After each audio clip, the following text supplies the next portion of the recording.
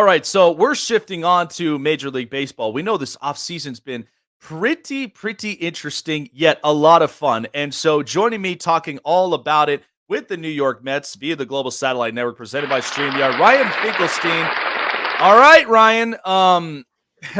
Last year, the Mets were said to be, they were going to be a threat throughout the entire season and then moving into the postseason. So the wins over 100 games. Now, I think it's an impressive roster. I really do. I think the only thing that they really needed to figure out is probably third base. They haven't been able to address that for the last couple seasons since David Wright's retirement. Now, I get it. And then all of a sudden, the embarrassment in the postseason. I know it's left a lot of Mets fans pretty salty. I get it. So this offseason, how impressed were you? Now, I know new ownership with Steve Cohen, that man's aggressive. He's not afraid to spend money, and he wants to win this championship with this Mets organization. How impressed have you been during this offseason with the Mets? Well, basically, if anything else, they're the same team as last year. That's where we start with when I look at this Mets team, right? Mm-hmm. You go into a list and you have to rebuild a bullpen. All you have is Drew Smith on your roster. Everyone else is a free agent. You have to look at your rotation. You're losing DeGrom, Taijuan Walker, Chris Bassett, maybe Carrasco. They pick up the option. Mm-hmm. They addressed all those needs, and I think they got some players that can kind of move the needle a little bit further. You bring in Kodai Senga. I think Justin Verlander, Jacob DeGrom, it's kind of you go into the season, you feel better about Verlander in the regular season, and you just didn't know what you were going to get with DeGrom. So the combination of the two, Kodai Senga's upside, Justin Verlander's consistency, you like that a little bit better than DeGrom, Chris Bassett. They bring back Brendan Nimmo. They bring back Edwin Diaz. They extend Jeff McNeil. Like, as a Mets fan, there's really nothing to complain about at this point. Obviously, if they get Carlos Correa and that whole saga doesn't happen, you're like, oh, this is the best team in baseball now. Like, oh, my God. But even without that, they got Eduardo Escobar at third base. He's solid. And Brett Beatty, a prospect coming up. Like, the Mets are going into this season in a good position to contend with the Braves. And I think they're going to be one of the favorites in the NL for sure. So Justin Verlander, you signed him for at least a couple years. He reunites with Max Scherzer. We've all seen that rotation in Detroit. How big of an impact will that be in the rotation, knowing that you're moving off Jacob DeGrom, you're moving on from Taijuan Walker? I mean, this is more of just, high expectation. They've got to be able to, bring it night in, night out, and they've got to be able to keep the stabilizing battery for this rotation, right? Yeah, well, you look at last year, and they thought they were going to have DeGrom and Scherzer for 60 starts. Mm-hmm. I think, Scherzer was just over 20. DeGrom was like 11. So you didn't get that. I think you expect that with Verlander and Scherzer, you're going to get a little bit more. And also with those two guys, last year, I think every time they both started, they would pass each other on the active career strikeout list. So you're going to get to see them now do that head-to-head. I think that they're going to bring out some competitive fire in each other where you have two guys that have been doing it forever, first ballot Hall of Famers. What else do you have to compete for in the regular season? You want to get your team there. Now they kind of compete head-to-head in the same rotation. I think that's going to be a lot of fun to watch. I think it's kind of gone a little bit, underrated this offseason because other big names kind of went and Verlander happened so early. That's a massive addition for the Mets. Yeah, and I look at this Mets team because they always seem like they're the close but yet no cigar type team because I love their rotation. I also do like a bit of their bullpen because there are a couple guys that I think are real good situational guys. We love watching Edwin Diaz go and close out games. I think he's finally found his comfortability, which is what Mets fans been waiting for. But the other thing is, too, what concerned me. So here's what I will say. So the Mets, they haven't been in the World Series since 2015. And we all know how that team was. Very interesting offensively, but when they caught on fire, they were unstoppable. And since that time, the offense at times seemed like it was getting flat. Here we go. We're bringing in Francisco Lindor. We're bringing in different names. What are you seeing from this, at least from this roster and in this lineup, from everybody from top to bottom?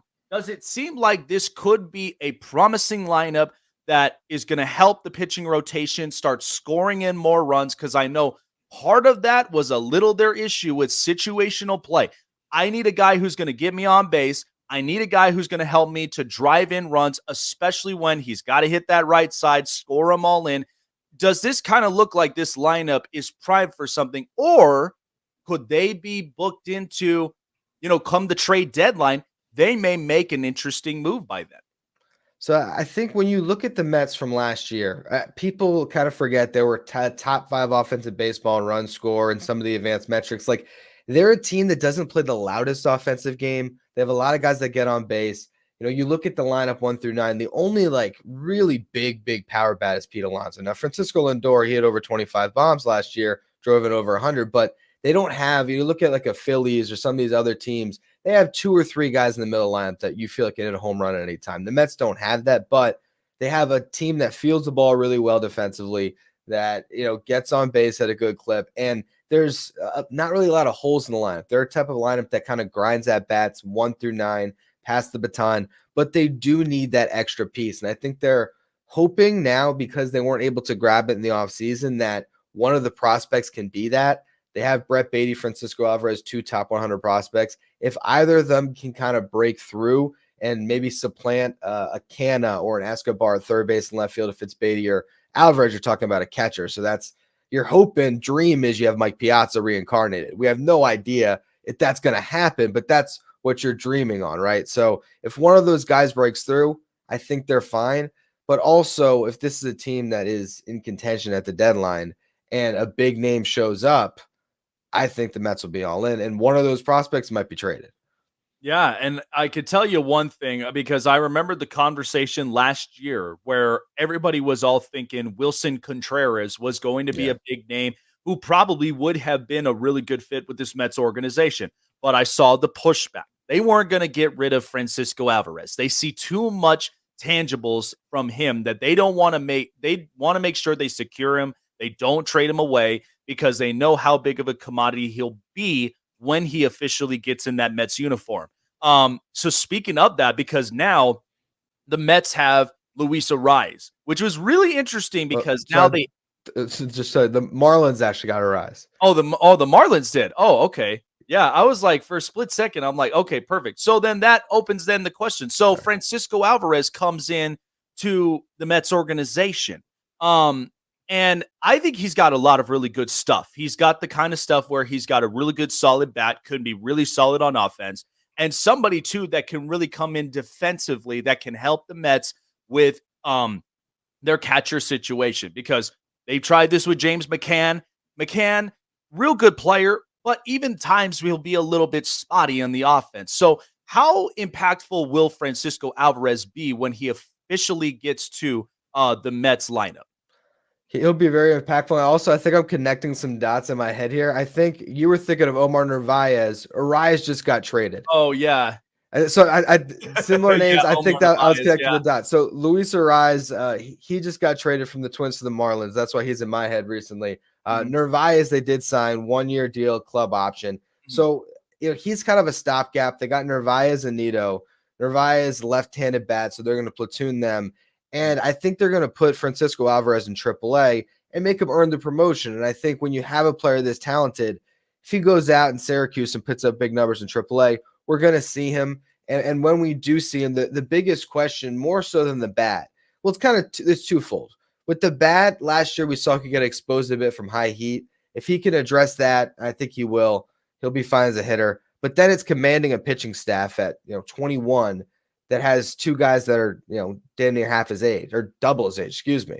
So Mhm. I think that's the bigger question. But that's why they're putting him in Syracuse to start the season. Let him catch every day and get back on track. Yeah, and I think he's going to be a real good addition to this lineup, and especially to you with you're right. You got to be comfortable playing behind the plate and being able to commanding the pitching staff, because of course too, guys like Justin Verlander and Max Scherzer, they're going to communicate with you, and they're going to tell you, look, this is stuff I throw, and if we ain't communicating well, this is where it becomes a problem. And then the rotation kind of gets a little finagled, um but hopefully when he does, I think it'll be really interesting, because I know the Mets, they know he's a top prospect. They don't want to get rid of him, and they know they want him a part of this lineup. So, interesting thing, but Michael Conforto. So he's no longer in the Mets organization. He takes a deal with the Giants. We know the contract extension talks were a little bit spicy, at least from what it looked like. Um, so outfield, I know they've definitely got to address in some areas. Now they could definitely handle maybe almost like what, maybe about 80, if not 100 games into the season. They could try to, at the very least, how they perform. They'll be really, they'll be solid at it. But at some point, they're definitely going to need to look into upgrading a little more on the outfield position. Have there been some guys in mind that you think the Mets might catch on their radar for the outfield? I think you look at the Mets outfield right now, and I think they feel pretty good about it because, excuse me, last year you had Mark Canha, Brandon Nimmo, Starling Marte. They all played pretty well. I think your question is Nimmo going to put together another healthy season? Marte, he's kind of missing about 40 games a pop at this point in his career as well. I think you trust is going to be out there, but he's at a point in his career he gets on base, but he doesn't really do too much extra. So they signed Tommy Pham as kind of that flyer for maybe that first 80, 100 games that you're talking about. Tommy Pham's a guy that in the past can, give you some power and might be enough. They can always shift Jeff McNeil out to left field. So depending on how your season goes, if another infielder kind of pops for you, they have that flexibility. But it just depends. At the trade deadline, if they want to add a bat, I think the three places where I think they'd maybe slot that bat in, it's left field, it's third base, or it would be a DH. Yeah, and I know too, like during the off season, because third base was a big time question mark because we tried the experiment with JD Davis at the time. I mean, he was a good solid player, don't get me wrong, but there were times where defensively kind of was struggling in some areas. So that's where I thought with the Correa signing, it would have been interesting. You would have put Correa third. Lindor would have been familiarized with him because we both seen how they played in coming up soon, the World Baseball Classic, where they played in Puerto Rico, and they were just comfortable with each other. But now that's no longer the case. So it would be interesting to see them during the trade deadline. Hopefully, if they do potentially get somebody on there, because I thought of a few names on third base that probably would have worked with this. We would have thought, well, do we really want to risk it bringing Justin Turner back to the Mets blue? That was a conversation. Now I am curious because the Phillies were in the World Series last year against the Astros. The Braves, I think it was just an unlucky kind of year for them. Now they played well, but they get eliminated, and now they're going into next season. They're upgrading still more pieces, but they still continue to be that pedigree of tough, like just as a tough team in that division. The Mets have that opportunity to be that competition now because I think it's a 3-team race from this point. What do the Mets really have to do better for this year in the NL East? Because honestly, the Marlins they're obviously reshaping themselves, and so are the Nationals. So it's only between the Braves, Phillies, and Mets. What do they need to focus more on in order for them to continue to compete and maybe potentially overlap both those teams? I think that you look at going into any season, we have a roster as complete as the Mets or the Braves. It's a little cliche to say it, but you're just trying to get your pitching through the season healthy. Now, for the Mets, they got some depth arms that I think can come in and they can maybe be a 6-man rotation at some points to try to keep all of those horses healthy to get you through the season. I look at this division and, it's still the Braves division to lose. I think they're still the top team, but the Mets are right there. And we have to remember, while the Phillies made that run, they were still 14 games back in the division. I think the Phillies are as scary as any team in baseball in the playoffs, but I think that their roster is still just not quite there to make it through a full season and win this division. But I think all three of these teams make the playoffs, and once there, as we just saw, anything can happen. So for the Mets, get yourself in a good position come October, get yourself that bye, win the division, and I think it's mostly about staying healthy, and it's hoping that some of these prospects can actually kind of move the needle for them if they don't have to go out and make that move. Yeah, and I know too, like, and it's just insane to me because I've always recalled, like, with the Braves, and I'm impressed with the fact that they've even gotten this far because we all remembered the punishment they took years ago where they lost some picks, they lost a couple of players, but they still retained guys like Ronald Acuna and the rest of them. And John Hart, I mean, he's a very impressive general manager. I mean, a guy that really has made those moves to where the Braves are where they are. They're continuing to compete. They're continuing to be the tough team. And then, yeah, the Phillies, I mean, they fired Joe Girardi. And then all of a sudden they start to catch fire. But I've always been like, why are they putting Kyle Schwarber at leadoff? He is not a leadoff hitter. Now Trey Turner goes and he's potentially the leadoff guy. So there's so much to be excited about with this division and just the race of it itself, which is kind of I just think that with those three teams, I kind of feel that too. These three teams may end up making the postseason because now with the added extra spot now in the postseason, that's going to now bring some positive hopes to a bunch of competitive teams. Um, Steve Cohen, and take me back to the time when he did purchase this franchise because he's bringing in a different mentality now with this Mets organization, and we've all known throughout the years Mets wouldn't really go out and spend the money that they would on potential players that could help to get this team over the hump and get them back to the World Series back in 15. Um, Cohen's just a completely different guy. He's got all the money in the world that he's not afraid to spend. I think he's a pretty aggressive owner. And I do think that he's somebody that his agenda is he wants to see this team win a World Series this bad, right? Absolutely. And I think that the perfect example is the whole Carlos Correa saga that didn't even go the Mets' way, but it's bringing opportunities to the table that the previous ownership never could. So Steve Cohen's on vacation in Hawaii, and Scott Boras calls him up and he says, yeah, I'll give him a $300 million contract, basically sight unseen.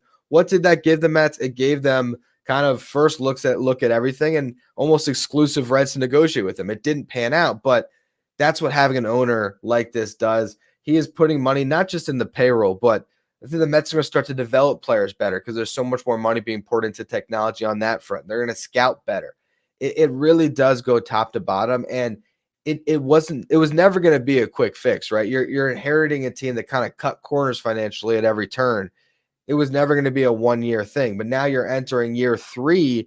I think we're going to start to see the Mets kind of become a machine here because in Steve Cohen's mind, he's almost too big to fail, right? And when you have that much money in sports, I mean, look at the Clippers, right? In the NBA, they're always still competitive now. You might not be getting exactly what you want out of Kawhi each season as far as health, but they're still finding a way because money's being poured everywhere. I think the Mets at some point will get over the hump pretty soon here.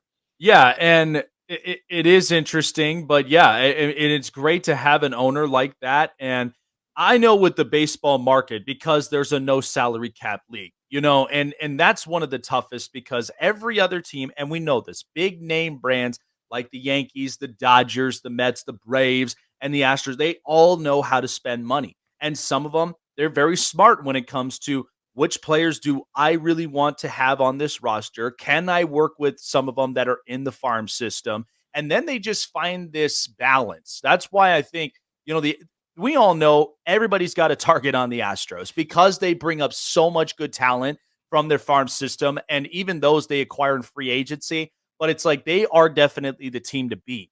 But so 3 players, if you can name me some, because there are going to be some high expectations with the Mets. Are there 3 players that are on the top of your mind for this next season that they got to step up in big ways, either offensively or defensively, even for pitching as well? Quality innings, give me quality strikeouts, and get us into positions where we can keep a lead or take a lead and get momentum shifts. Are there 3 in mind that you kind of see there's going to be high expectations for and ones that the Mets are possibly going to have to lean on? Yeah, I mean, it's tough to narrow it down to just 3, but I think I'll start with who I still believe is the Mets' best player, and that's Francisco Lindor. The season he had last year, you finally understood the potential of why you go out and acquire a guy like that. I think he's proven he's going to be worth the money, and he needs to have a big season. And then I kind of give you 2 underrated guys here. For one, it's Brett Beatty, who I've mentioned. I really think that he is going to be up at the big leagues sooner than later. He's going to be taking at bats away from some veterans that they haven't got quite enough of in Eduardo Escobar and maybe Mark Canha. So you bring in Beatty, I think he can really move the needle. And the last one's Kodai Senga. We have no idea what he's going to be, but he's a guy that comes with a pitch dubbed the Ghost Fork. In Japan, he touched 101. We'll see what he looks like, but if he's the real deal and you have a three-headed monster atop your rotation, that's going to take the Mets to a whole nother level. Man, such exciting stuff. That's why I'm like, with all of what the Mets have done, because they've been aggressive all throughout this offseason. They want to be better than what they were last year. And, there's similar blueprints. They've got their footprints all around this puppy. And I'm just excited to see. Hopefully they will get over that hump. And through that 3-team race, this division is going to be something special to watch.